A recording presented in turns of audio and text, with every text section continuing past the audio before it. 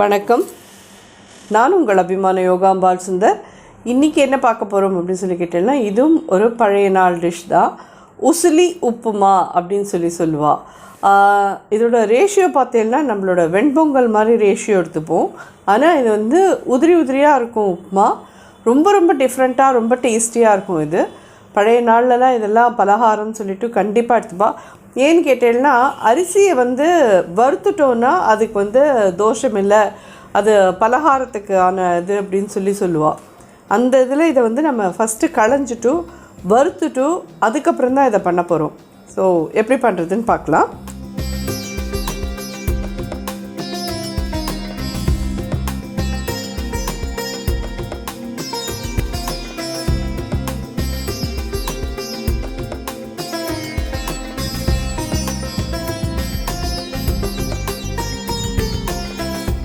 இது பச்சரிசி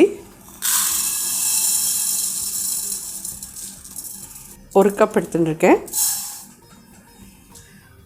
1/2 கப்பு பைத்தம்பருப்பு.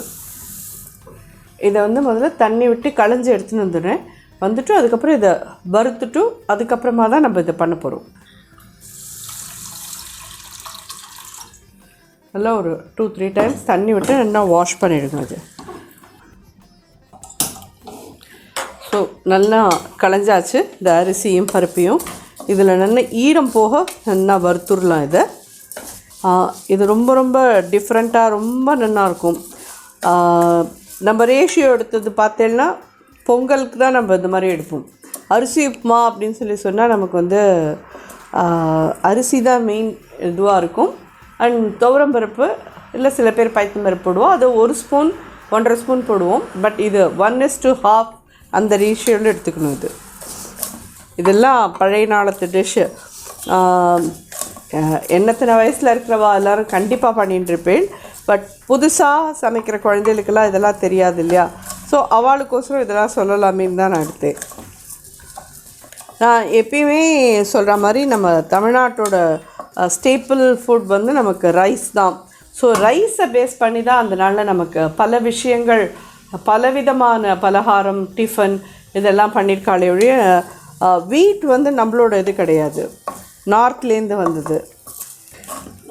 இந்த உசிலி உப்புமாவில் வந்து இப்போ லேட்டஸ்ட் இதில் வந்துட்டு நிறைய பேர் வந்து வெங்காயம்லாம் ஆட் பண்ணிக்கிறேன். பழைய நாளில் வெங்காயம்லாம் ஆட் பண்ண மாட்டோம் நாங்கள் எல்லோரும். இதை வந்து விரத நாளைக்கெல்லாம் தான் பலகாரமாக நாங்கள் இதை எடுத்துப்போம். நான் வந்து நோ ஆனியனில் தான் இதை பண்ணுறேன். இஷ்டப்பட்டவா எந்த இடத்துல நான் வெங்காயம் ஆட் பண்ணிக்கணும்னு சொல்கிறேன் அந்த இடத்துல நீங்கள் அதை ஆட் பண்ணிக்கலாம். ஒரு 5 நிமிஷம் நீங்கள் வறுத்தேன்னா இது அப்படியே உதிரி உதிரியாக ஆகிடும். பார்த்தேன்னா நல்லா உதிரி உதிரியாக எடுத்து நல்லா இதில் அரிசியில் பருப்பில் இருந்த இந்த ஈரம் எல்லாம் போயிடுத்து. அந்த அளவுக்கு இதை நல்லா வறுத்து வச்சுட்டோம். இதை இப்போ எடுத்து வச்சுக்கலாம். ஆனால் பழைய நாளில் வந்து இதை வந்து அப்படியே வெங்கலப்பானையில் அப்படி தான் பண்ணுவாள். இப்போ நம்ம வந்து குக்கருக்குள்ளே பண்ணிடலாம், ஈஸியாக பண்ணிடலாம், ரொம்ப ஃபாஸ்ட்டாகவும் பண்ணிடலாம். எப்படி பண்ணுறதுன்னு பார்க்கலாம். இதை எடுத்து வச்சுக்கிறேன். அதேமாதிரி அரிசி உப்புமாக்குன்னு நம்ம வந்து அரிசியை வந்து ரவையாக பொடிச்சுப்போம். இதுக்கு அப்படி கிடையாது. அப்படியே அரிசி வந்து மூஷாகவே தான் இருக்கும். அப்படியே தான் போட்டு இதை பண்ணணும். நம்ம நல்லா ஒரு 2 டேபிள் ஸ்பூன் அளவுக்கு தேங்காய் எண்ணெய் யூஸ் பண்ணிக்கோங்க. 1/2 டீஸ்பூன் கடுகு போடுறேன். கடுகு வெடிக்கிறது. 1 ஸ்பூன் உளுத்தம்பருப்பு, 1 ஸ்பூன் கடலைப்பருப்பு, உங்களுக்கு தேவையான அளவுக்கு காரத்துக்கு வரமிளகா நான் ஒரு 3 போடுறேன். இதில் ஒரு 1/2 ஸ்பூன் பெருங்காயப்பொடி,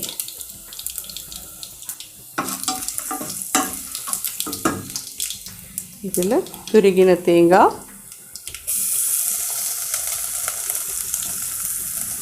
ஒரு 2 டேபிள் ஸ்பூன் போட்டுக்கோங்க. கருவேப்பிலை,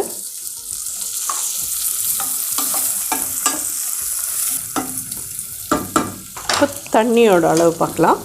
இந்த கப்பால் 1 கப் அரிசி, 1 கப்பு பைத்தம்பருப்பு, அதாவது 1 கப் அரிசி 1/2 கப்பு பைத்தம்பருப்பு போட்டிருக்கோம். இப்போ இதில் வாட்டர் வந்து 1 கப்பு,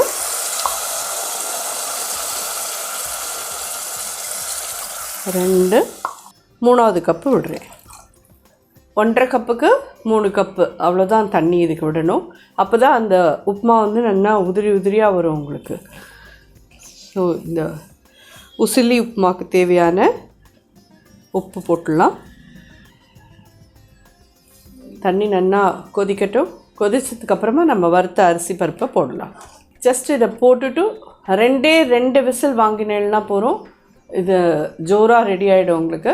நம்ம ஒரு தடவை நல்லா இதை முன்னாடியே களைஞ்சிட்டு வறுத்துருக்கோம். அதனால் ஈஸியாக குக் ஆகிடும்.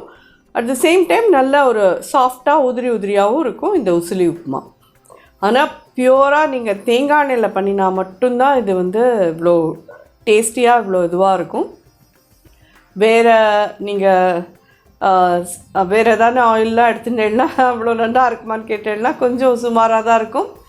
தேங்காய் எண்ணெய் நிச்சயமாக உடம்புக்கு நல்லது தான். கண்டிப்பாக எல்லோரும் தேங்காய் எண்ணெயை யூஸ் பண்ணிக்கோங்க. இதில் வந்து எங்களுக்கு வரமிளகா காரம் மட்டும் இல்லை, கொஞ்சம் மிளகு ஜீரக பொடியும் எங்களுக்கு இருந்தால் பரவாயில்ல அப்படின்னு சொல்கிறோம். மிளகு ஜீரக பொடியும் நீங்கள் போட்டு பண்ணிக்கலாம். நான் ஜஸ்ட்டு இன்றைக்கி வரமிளகா மட்டும்தான் போட்டிருக்கேன். மிளகு ஜீரக பொடி போட்டேன்னா இன்னும் கொஞ்சம் நல்ல காரசாரமாக இருக்கும். ரொம்ப தேங்காயெலாம் நம்ம போட்டிருக்கிறதுக்கும் அதுக்கும் தேங்காய் எண்ணெயில் பண்ணுறதுக்கும் ரொம்ப நல்லாயிருக்கும் நிச்சயமாக. இதுக்கு தொட்டுக்கிறதுக்கு என்ன மாமி இது பண்ணலாம் அப்படின்னு சொல்லி என்ன கேட்டேன்னா, வெறும் தேங்காய் சட்னி போகிறோம். சட்னி வேணுங்கிறவாளுக்கு இல்லை நீங்கள் தக்காளி சட்னி அரைச்சிக்கிறேன்னா தக்காளி சட்னி இல்லை தக்காளி வதக்கல் அது மாதிரி எது வேணால் இது பண்ணிக்கலாம். இதெல்லாம் எதுவுமே இல்லைன்னா கூட தயிர் சக்கரை தொட்டுகிட்டே சாப்பிட்லாம்.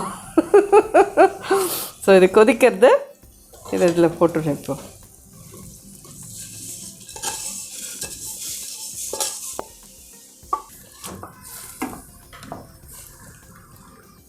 ஸ்டேஜில் குக்கரை போட்டு 2 விசில் வந்ததும் அணைச்சிடலாம்.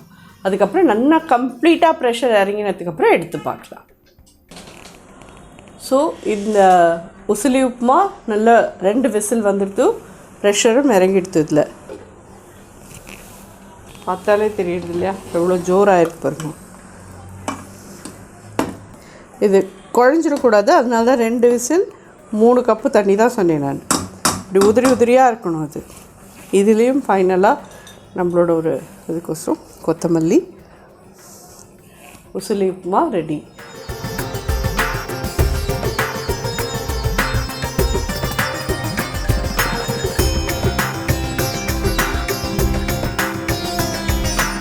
கண்டிப்பாக இது ஒரு டிஃப்ரெண்ட்டான டேஸ்ட்டில் டிஃப்ரெண்ட்டான இதில் ரொம்ப நல்லாயிருக்கும்.